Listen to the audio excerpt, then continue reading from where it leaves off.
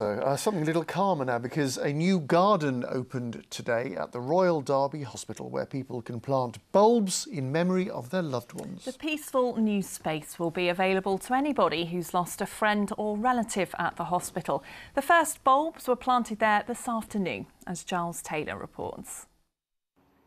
Nestled at the heart of the Royal Derby, a new place to reflect and remember.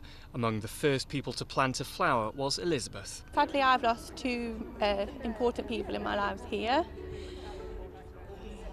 My nana died a couple of years ago here, and my father-in-law died just after Christmas last year.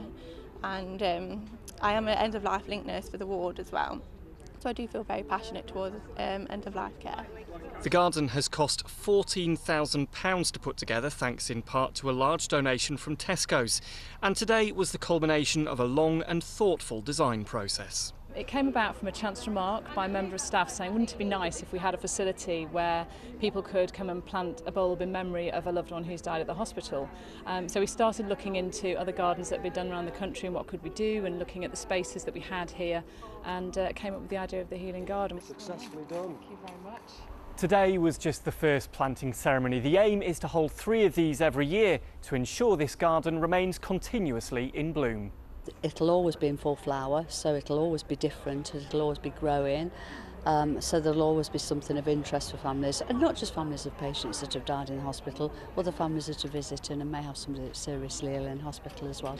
Yeah, I just think it's a lovely idea to show people that we don't just forget about patients and their families when they die. It's a nice memorial for them to be able to come here and think, perhaps on anniversaries, or even if they just want to come and sit and have a few moments to think about somebody that they've lost.